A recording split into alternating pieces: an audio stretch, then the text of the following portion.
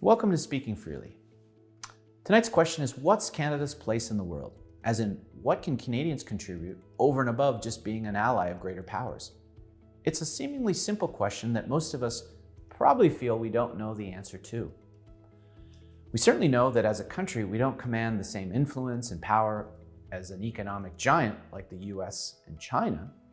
But I think we want to believe that the positive image we have of Canada as a progressive country promoting the democratic values of inclusion, respect for individual rights and diversity, will still hold some sort of sway in the world at large.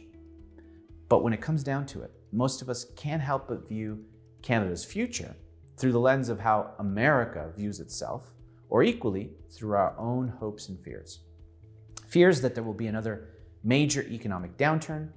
These certainly loom large in the Canadian psyche. Inflation, there's another bogeyman that affects how much we think we can afford and spend at the moment.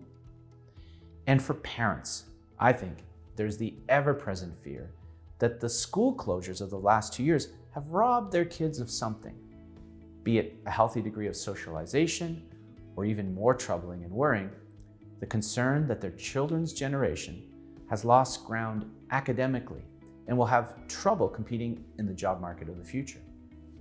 Right now in 2023, all these fears are to some extent valid. Irvin Student, our guest on today's show, himself was one of the few brave voices during the pandemic that was sounding alarm bells about the way in which public policies were harming the social and economic fabric of this country. And he was one of the very few public figures at the time to be vehemently opposed to elementary school lockdowns that became, in some provinces like Ontario, a crutch upon which to paper over the failure of our healthcare system to absorb the seasonal waves of respiratory illness that befall a country like Canada every winter season. The post-pandemic world does indeed seem to have reshuffled the card deck in a myriad of ways that are hard for most of us to make sense of. All of this leads us to wonder, what is Canada's place in the world? Are we ready to assume a leadership role? What will it take for Canada and Canadians to be able to have the confidence that the country is on the right track, that in the end we'll be okay? Well, my guest today, Irvin Student, has thought long and hard about all these questions and many more important ones. And you'll be relieved to know that he has some answers for us. Turns out we will be okay, or rather we can be okay if we as a country confront these pressing challenges head on in the way that he identifies in his most recent book, Canada Must Think for Itself. Post-pandemic, the world is indeed a different place in many important ways. And Student will share why this is the case and what we all need to do to prepare. So join us after the break for a stimulating discussion.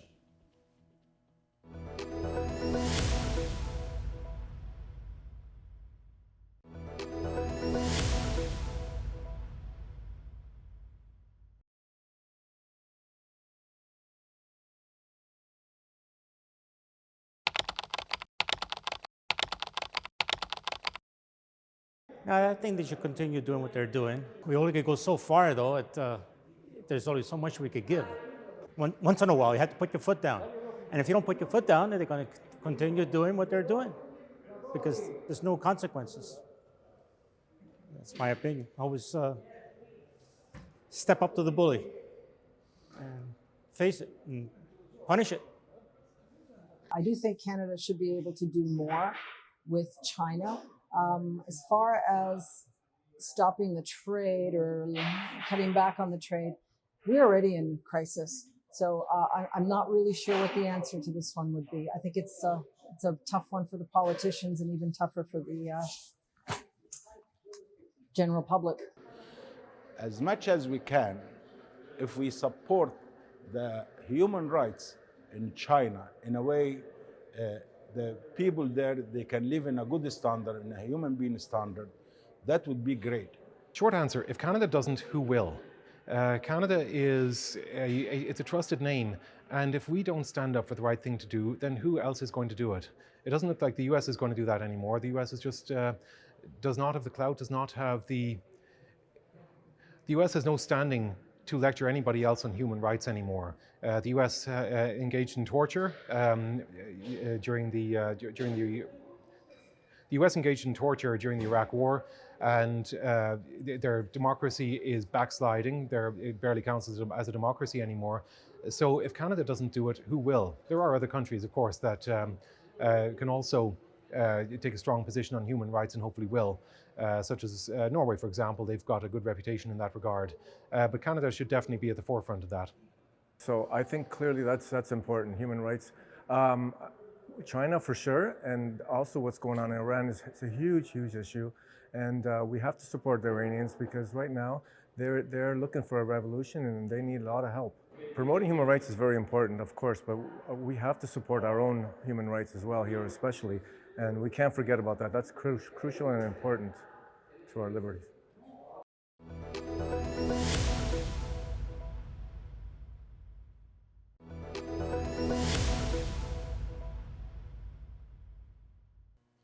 Welcome back to Speaking Freely.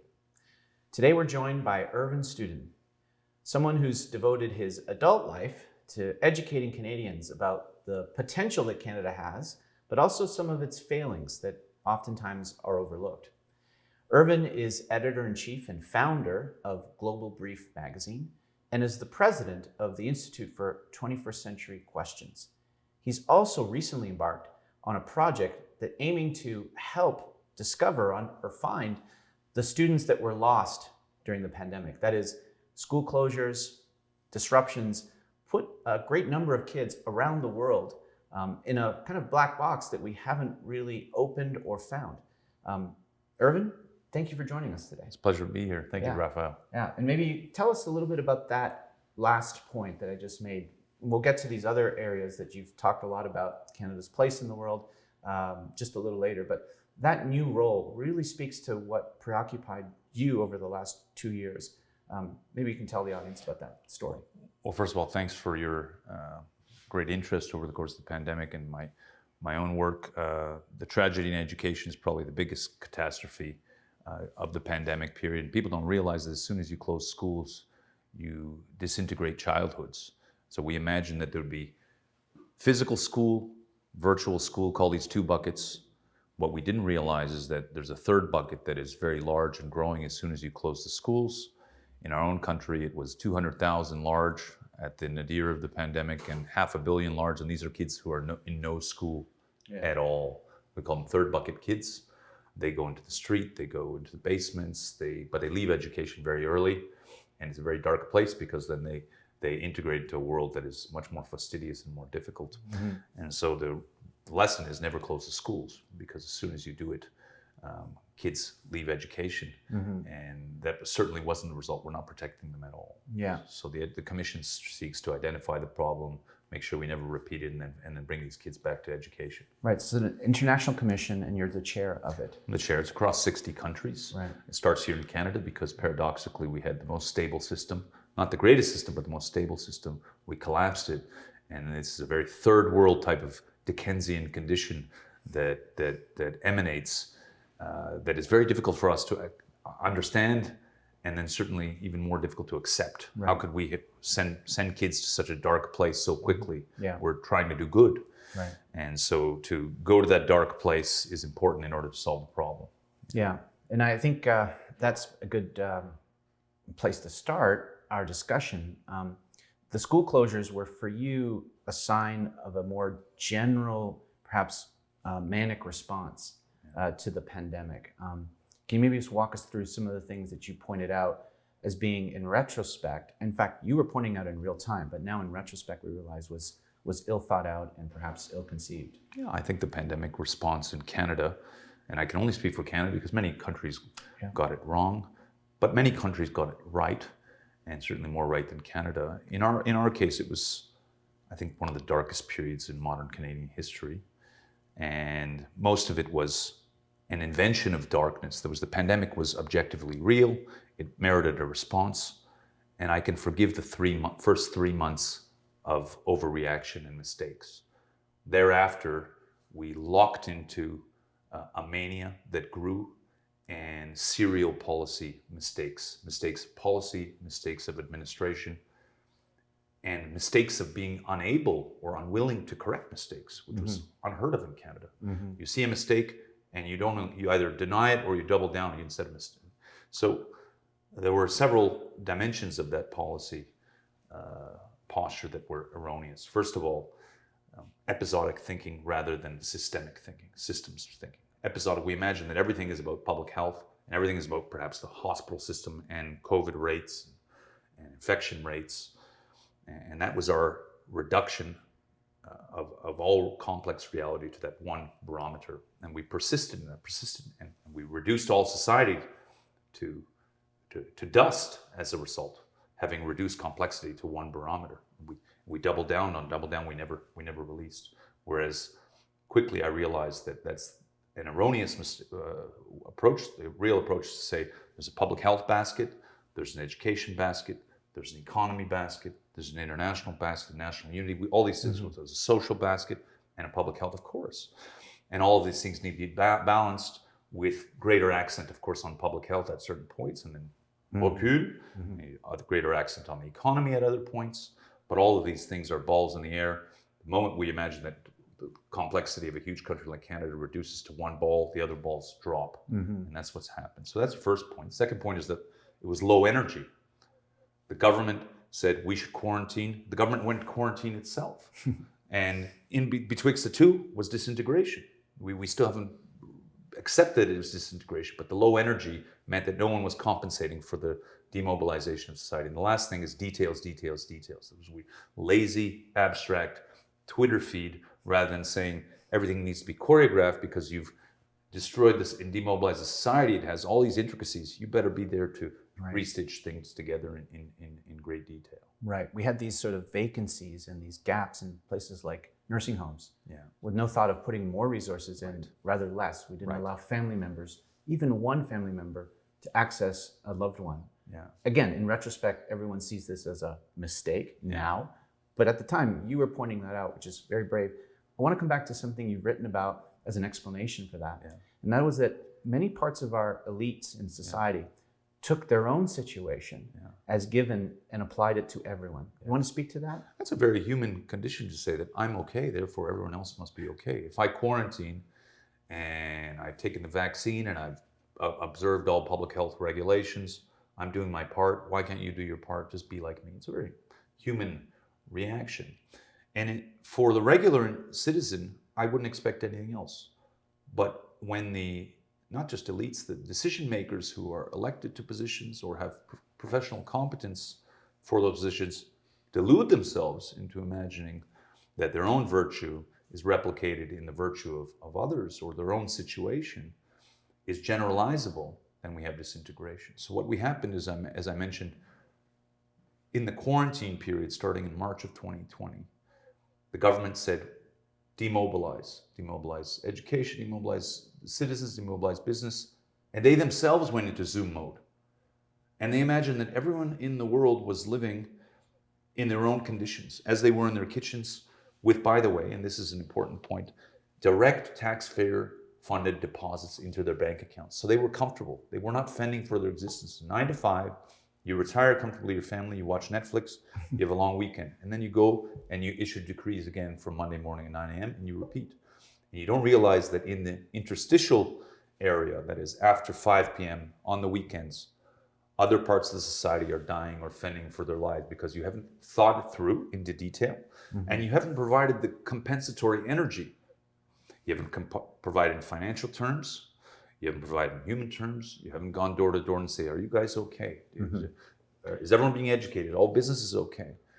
And then you're surprised when you wake up and say, there's all this disintegration, right? And it's too big to behold. And the reaction so far is that we go back to that narcissistic shell. And I think you just explained the shock of the elites to something like the truckers' protest.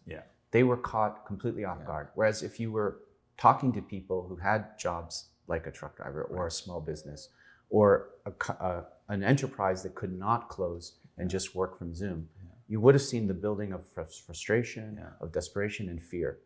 And when elites are disconnected from that ground level reality, those are the things that can happen. And that's what you're speaking to when you say disintegration, just for the audiences. 100%. So to put it clearly, in my view, an existential écart between the elites and the regular population was that they were getting direct deposits in their bank accounts for which they did not need to sell or fight. And they were closing off businesses that needed to sell and fight for their very existence. And they imagined that they should just replicate their own situation, which for the businesses would result in death, right? Literally death. So when the truckers and everyone who understood it showed up in Ottawa, in my view, Ottawa regarded them as barbarians or Philistines. Who are these people? Barbarians at the gate. Literally. Barbarians at the gate, but they didn't understand. And to this day, they don't understand who these people are. Why did they come? And that's because Ottawa deluded itself, as did by the Queen's Park and other capitals in Canada, into imagining that everyone was living in their own condition and that they held a monopoly on virtue and wisdom. And they didn't realize what was happening in the country. How could they realize what was happening in the second largest country in the world from Zoom rooms in their kitchen over the course of 2 years, regardless of intellect? The Chinese always say, the emperor is very far, which means the emperor doesn't know what happens on the outskirts of the Chinese empire. And Canada's bigger than the Chinese empire, right? Canada's as big as the Ottoman, Persian, and Roman empires combined geographically. So I know for a fact that the good people in Ottawa have no idea what's happening in the country. To this day, they don't understand the circumstances of the country. And maybe just bringing it back then. So that's an episode that under your analysis was almost wholly predictable, that it would have culminated into some event of some bursting. But the second point, and bring you back to the education, which is the future, which, as you said, our own country, we were unaware of the different ways in which jurisdictions had tackled the pandemic. Credit to some provinces. BC kept schools open from June 2020. And in Ontario, we closed 4 times. I think it gets to your point. Canada's big. How did we not learn even from each other during the pandemic? How is that possible that one jurisdiction keeps schools open from June 2020? An NDP government, no less. And in a conservative government, we closed them 4 times, had the longest school closures of almost any jurisdiction. Well, I think on social media and maybe in the Canadian public at large, we overestimate the idea of intelligent conspiracy. Ours was not not that. There was no calculation or intelligence involved. Ours was serial degeneracy, policy mistake after policy mistake that, taken at scale, becomes what I call a policy crime. So you repeat it and enough people suffer or die, God forbid, then it's a crime, even though you're in public, you're in a position of public authority. And unfortunately, we had different degrees of that policy degeneracy, but much less wise in the end than other countries that saw the proportion of the pandemic. And thank God it wasn't as big as many historical pandemics, certainly not as big as the Black Death or anything in between. That's why I say after the first 3 months, we should have seized the scale of the pandemic and been much more targeted. But we generalized the gear and we disintegrated the society, thinking that we were in the Russian-Ukrainian war or something, God forbid. And the result is catastrophic. Other societies worked harder to maintain the rhythm, to resuscitate the rhythm, and they provided that energy, what I call the extroversion of government reaching out. And don't go door to door to see whether someone is following social distancing or vaccination. Go door to door to find out what's happened in that intervening period when you force them out of business or education. Are you okay? And provide the compensatory energy to bring them back. And that's foreign to our thinking in Canada. Which countries would you say did that, the former? There are different countries that had different parts. So on education, the countries that were more systems-based, here I'm talking about most of the East Asian, Southeast Asian countries, some in Europe. Like Sweden. Sweden was in a different category, but those were systems thinking. They understood that if you close the system in the physical space, there would be leakage in other words. So they didn't close it for very long, or they provided compensatory energy. So they had very few of these third bucket kids. Other countries had very robust compulsory education, for instance, Germany, Netherlands, Sweden, Finland. So we have compulsory education. It was on the books, and you could drive a truck through it as soon as there was pressure. So we had all this leakage into the third bucket, which is no school at all, and they had none. So they look at us, Austria, for instance, on the commission. They look at us like we're from Mars. What do you mean you have tens of thousands of kids not in school permanently ad infinitum? I said, yeah. But we're both third world, for first world. How did you do that? Well, we had real compulsory schooling. You cannot leave school. Right. And there was another category which I find interesting, where Canada must be humble and now learn, is countries that were just relaxed. Right. They said they measured the proportion of the crisis, and they said, this ain't that much, right? Let's relax. You're talking about several Latin American countries, Mexico on the democratic side, Nicaragua on the authoritarian side. But strangely enough, before the Russo-Ukrainian war, Belarus, Russia, and Ukraine were much more relaxed. Probably because they knew what a real crisis could take. But it's a lesson for us to say, and by the way, many African countries more relaxed. Yeah. They didn't destroy. First of all, they said, this ain't much historically. And secondly, we need to survive. So we can't close the society. Right. You never close the society. Right. You keep it going because it dies like an organism. Right. Yeah, it's sort of we re-inverted the be calm, carry on motto from the World War II. We inverted it to sort of lose our heads and let's panic, right? Anyway, I appreciate these excellent observations about the last 2 years. But after the break, we're going to shift to the bigger picture, which all of this fits in, by the way. Why Canada must think for itself, and your views on where Canada can go in the future. Thanks very much. Join us right after the break.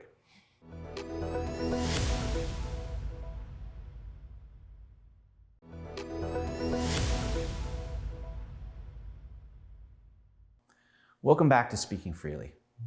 We're talking with Irvin Student. And just before the break, we made mention of a phrase that said, Canada must think for itself. Well, that's a great phrase, but it's also the title of Irvin's latest book. And just before the break, we made mention of how Canada didn't even learn from itself during the pandemic. We had jurisdictions, as we mentioned, BC, but even Quebec, which managed to keep most of society open, especially the schools, and Ontario didn't, which was the largest jurisdiction. So Canada's geography plays a big role in your latest thesis, in your latest book. Do you want to walk us through that idea of Canada as not having one border, but actually four? Yeah. Well, first of all, thanks for your interest in the book. It's a long time coming, and I think the timing is good. But the title says think for itself. There are two key parts. One is thinking. And we presume that because we're educated, we're an advanced society, everyone's thinking. And I said, no. Real thinking requires resources and time and problems and experience. And then for itself is the scariest part, because we're thinking, but we don't realize that a lot of our thinking is zombie thinking or mimicked by powers or outside forces that are not our own and not operating in our interests. And this at a time when Canada is really on its knees. And so we have to muster that energy to think, and then to do it for ourselves is scary for Canada. The borders are what I call ACRE or ACRE, America, China, Russia, Europe. And if everyone imagines Canada as a square or rectangle, America is the border about which we obsess, it's the A, but we're also surrounded by four other major powers. China to the west, that's the C. Europe to the east, that's the E. And the R in between is Russia across the Arctic. And if really one looks around, those are our effective borders. And if we don't master them, they can either disintegrate us or crush us in 15 combinations, I calculate. And so we better get our act together. That will force us either to do one of two things: to really collapse into a deep vassal state protected by the Americans, where the Americans do all our thinking. The Americans will say, should be our position, this should be the product we sell, this is the way of thinking. And we say, aye, aye, sir, even if it's unconscious. And that's where we are now. Or, in my view, the more attractive picture, we become a major power in our own right, not for being power, but to survive and to have dignity and to fend for ourselves and to advance our own interests as a major power amongst these configurations. That's the only way to survive, either as a deep vassal state or a major power in our own right. So ACRE is a framework I'm commending to decision makers.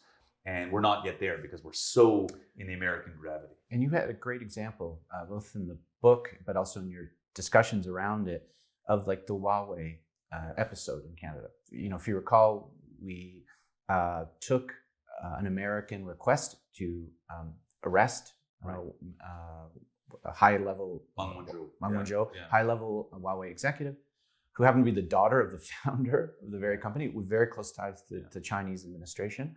And we were caught in between for the first time. We thought we were being protected by America. It turns out we weren't. Yeah. And China, we had no way of relating to them. So that's kind of an episode that brings to light what you're saying, that if we don't think of this four-pronged version of our borders, we are going to be stuck in this vassal state, right? Yeah. And that's an important contribution, I think, to our thinking. Well, thank you. The Meng Wanzhou is just what I call a paper cut of the pressures that could face us, and that huge cost, it almost brought down governments, and in several countries, right? And it applied a pressure that is far smaller than could be applied if these combinations of forces really come to play against us. So we must think more eclectically. We must have mastery of all those borders and all the relationship in between. So we need Russia-China experts. How many are there in Canada? Not just Russia and China, but Russia-China relations. There are 0 experts. How many real China experts are there in Canada? I mean, real, 2 or 3. Russia, 0. Russia-Europe, 0. And so we don't know our own combinations. As soon as they come, they surprise us. And then we go into the vassal conditions. Washington tell us what to do, what to think. Well, thank you for asking. Here's what you should do. And of course, it's in Washington's interest. And from the outside of Canada, it looks obvious that that's a vassal condition. To us, it's a surprise and offensive. And I said, well, here's how to unwind, but it will take a lot of work and to master our circumstances. It will take a lot of work. I'm reminded of a book that I was taught when I was at university by the professor who wrote it. It was called Baneful Domination. You might want to look at it. It's the history of Canada through 2 if you will, colonial powers. First Britain, but then America. And we've kind of always had that in the background. So it's going to be very hard for Canada, I think, to step out of that, as you said, vassal or client mentality. What are some solutions? How can we redress that? I know you've spoken about immigration as a possibility. Maybe that could be something that we could bring into the conversation. Well, first of all, one must accept that we're in a vassal condition, regardless of education, regardless of living standards and our good history in Canada. We're an old state, but people have difficulty believing we're an old country. Accept it. We're in a vassal condition. Very well. Do we want to make it deepen the vassal condition? That is a predilection of current governments. Yeah, let's deepen. We're one. Or do we say, this is not working for us? Look, our economy is disintegrating. It's captured mostly by American interests. Our entire information base is Twitter and Facebook and LinkedIn, all American concerns. And if we get a predatory president of the United States, we're cooked because we don't have anything to resist. And yet we have all these borders that have to be mastered. Well, fortunately, one of the exits is these borders. And if you look at our geography, you look at the distribution of the population, we don't have enough people in the north to master the melting Arctic, the advent of China, and all the pressures there. That has a defensive dimension, which is say we built a fort, but I say let's be offensive, and therefore we say we need more people in total, immigrants or not, across the geography, push them up the distribution, and then we say, well, we embed China, Russia, the United States, Europe, and other countries in a framework through the north that secures the peace, but also secures trading relationships that are 7-1 in our favor over the American market space in terms of pure volume. That's all a Canadian construction that can really help us raise our game, in the absence of which they'll all be fighting across our territories and will destroy us before long. And that happens to a lot of countries. Yeah, and that's kind of what's happening in the Arctic now. As that ice melts, people are fighting over the passageways for shipping traffic. And without a presence, we will just kind of concede all that space. Right? It is true that this is happening slowly but surely in the sea space. But I think for the South here in Toronto and Montreal and Vancouver, let's imagine flights. We imagine flights that are close from Whitehorse to Beijing, or Whitehorse to St. Petersburg, or Whitehorse to Oslo. That all of a sudden says, oh, trading relationships, cultural relations, science, and also from Yellowknife to Chicago. It's all there. But all of a sudden, it's not in frozen tundra. It's just the new Toronto, the new Montreal, the new Halifax. It's in the north. And it just so happens that circumstances change the distribution of populations. Now, that means that Toronto won't be the center of the action in the next century, and so be it. Toronto isn't the center of the action in my future view of Canada. But if we want a Canada the North becomes central, and it's an opportunity to escape our vassal condition. Yeah, and you pointed out that the western part of Canada is closer to Beijing than Australia is. And That's we right. always think Australia is being right. tied to Russia, but it's That's farther geographically. That's right. So geography plays this very important role in your thinking. In terms of the energy, I want to come back to that. You mentioned how the pandemic was this low energy response to a crisis. Rather than activating people, mobilizing those that were healthy and could have contributed to that help that was required to compensate for lockdowns and so on. Where do you draw that energy? How does it come into being? Who is responsible? Is it a bottom-up recognition that then prompts politicians and those in power, or how does that happen? It's a historical question. So as a first, the scientists and social science historians always ask, does the energy from a society come from within, or does the leadership come and say, or is it both? And it's probably a combination of both, but certainly leadership is a huge injector, sustained leadership and pressure and inspiration. We have none of that. We're doing the reverse. So the energy point is not, I'm not talking about coal and I know. And I'm talking about human energy. Yeah. And what happened in the pandemic is we collapsed 7 or 8 systems. We collapsed the economy, education, the social fabric, public health, national unity, the international space institutions. We brought it down to a lower x-axis, right? This is where we were in 2020. We're down here. This is where we need to be in 2023 because the world is much more cruel. We're down here. To get back to where we were in 2020 is a huge energy differential. Where's that going to come from? Well, it's going to come from one of the 2 sources we discussed, leadership or the human side. But for now, we are telling ourselves stories at this lower level x-axis that says, oh, we're good, everything's back to normal, we're Canadian. And what we are doing, à notre insu, is consolidating a lower level of living across the systems. There's no other way, right? To get back here, I propose this northern project with huge influx of demography and investment. I call for a huge special economic zone in the northwest of the country that will open up economic activity.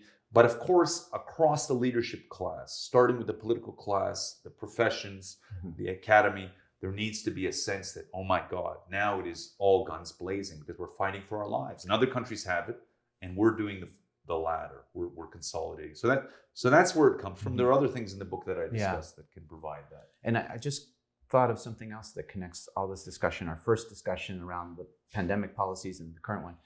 This focus on America, led us to, this very convenient Canadian response. Look how well we did. Well, we did so well compared to America, compared to a country that doesn't provide healthcare for 20 million citizens, that has huge inequalities, huge obesity. This is your standard. You didn't look to Europe, you didn't look to Sweden, you didn't look to these East Asian countries. How do we change that framework? Because I think that's crucial. If we stop looking at the A and look to the world, this could be the opening. Of course, the change would be revolutionary. And in some sense, that would be the revolution we never had. Without changing government, without changing, removing the empire or the king, to do this in political terms, without collapsing all institutions, understand, would be very difficult. But it's necessary, in my view, to survive. Now, let's first look at the information space. That's the space in which we're first vassalized. People don't realize, including the pandemic. Twitter is controlled by American algorithms. It's designed by American money and American genius. I say with complete admiration. It's their product, their achievement.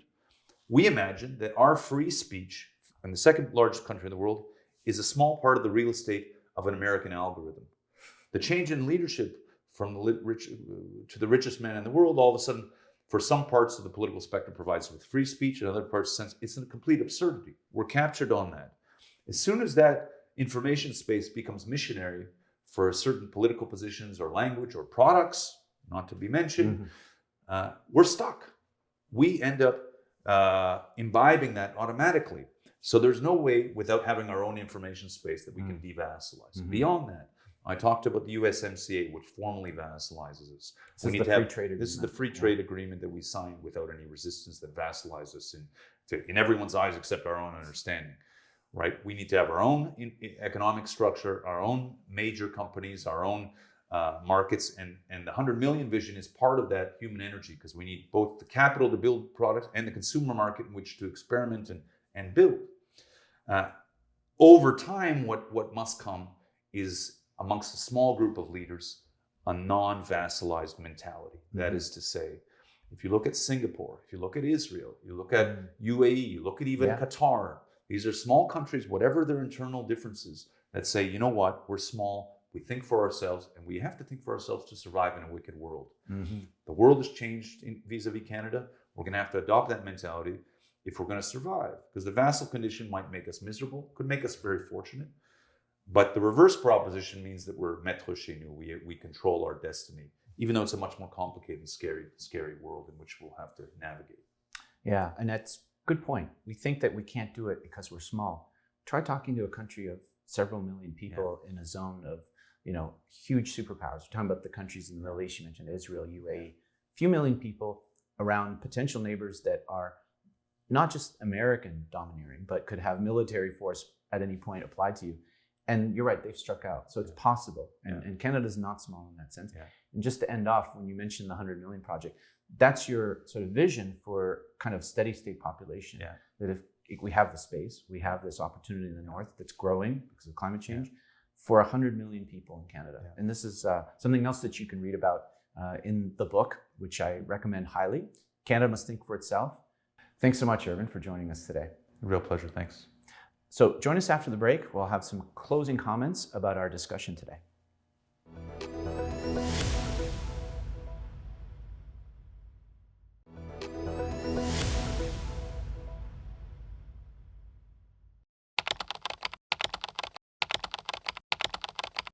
I actually don't really know a lot about this subject, but I'm going to assume that we're doing our very best.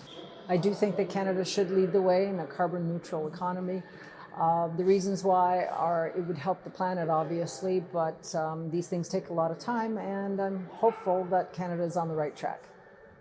I don't know. I come from Brazil, so I feel like we're doing more of I would say I don't know, movements for people to kind of realize what's going on.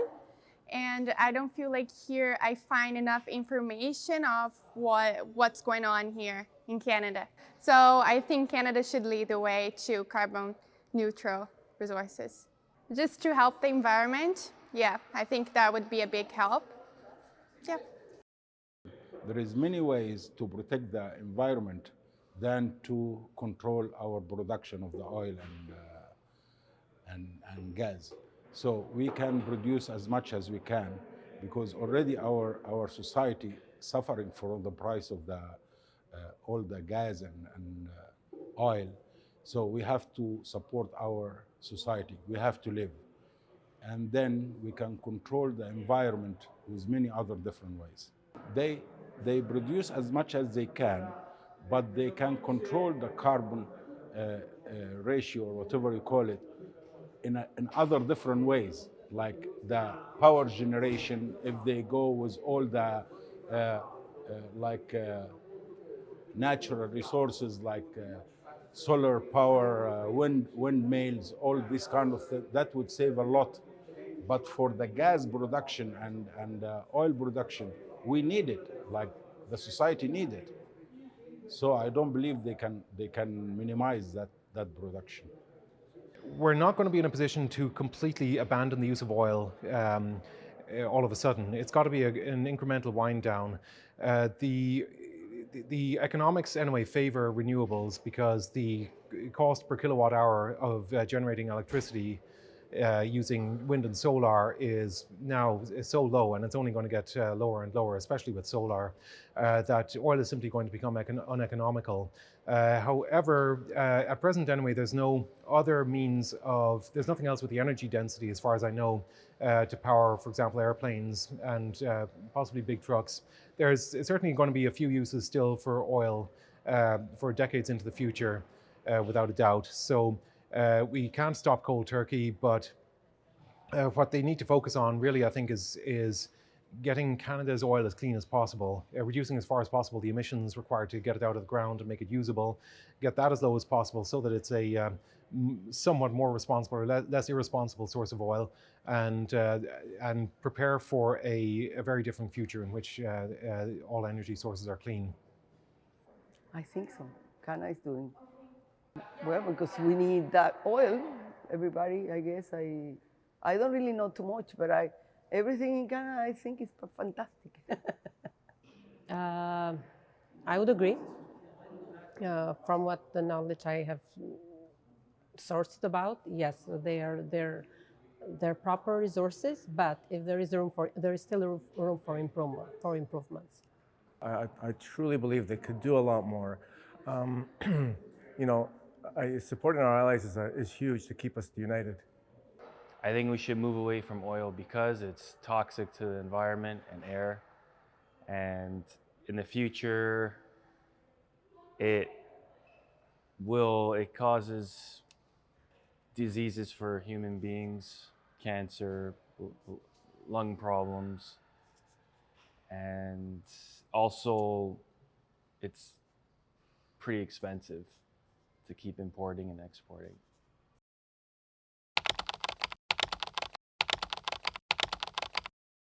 Clearly, there's always issues with the American aggression, and Canada has its stand.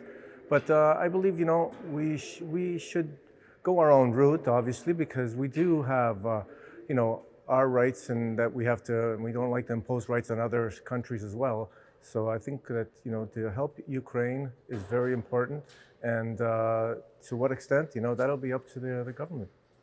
If Mr. Trudeau is a really democratic man, he has no right to send billion and give it to Ukraine or to Russia. He has no right to do that. For me, he should leave everybody by his own choice to support Ukraine or to support Russia. Like, why he took our taxes to send it to somebody? Maybe I don't believe in the way he did it.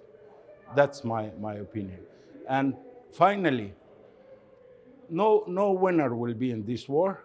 No winner. It will end up with a diplomatic solution. So as soon as they reach this diplomatic, whatever solution they reach, as soon as they do it, is a lot better, not to avoid losses of life of young men and even young kids and women. And this is unfair. That's really unfair. I do believe that Canada can do more to help the world in its fight for freedom. I'm not so sure I agree with the US policy. I believe that it is just adding to the war rather than trying to promote peace. Canada's name internationally is very well trusted and depended upon. That said, Ukraine is, if there was ever a just war, I think it's the side of the Ukrainians. And Canada, I think, could be doing plenty to support them there without putting our own soldiers on the battlefield. So helping them with equipment and especially intelligence, I think would be a very good role for Canada to play. Right now, Ukraine, they need help. So I think they should help with aid and like food, because the States is protecting us too. So we should support army to help, like right now, Ukraine. I agree with that. Yeah, I cannot talk about Russia, but I talk about Putin. For me, he's out of his mind.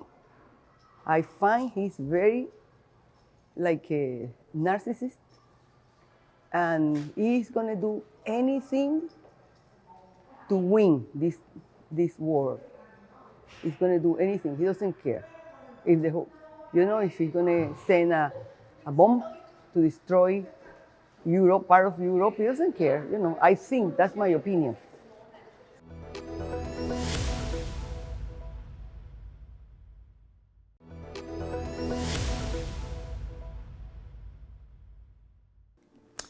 Changes, to paraphrase a famous quote from David Bowie. Most people can't cope with the rate of change in this world. It's all far too fast. And yet, like death and taxes, change is something we cannot avoid. I'm grateful to our guest today, Urban Student, for helping us make sense of Canada's changing place in the post-pandemic world order, and for helping us envision a future of prosperity and opportunity for our country. It's truly refreshing to speak to someone who is not only adept at diagnosing some of our country's biggest problems, but is also able to suggest some sensible and positive solutions to resolve them. And I agree with Dr. Student in his assertion that Canada is not being proactive enough in charting an autonomous economic and political path apart from its relationship with our southern neighbor, the US. We need to energize and give Canadians a common purpose, something to work towards. Developing our northern region is one idea, but there are many other common projects that we as a country could work together as.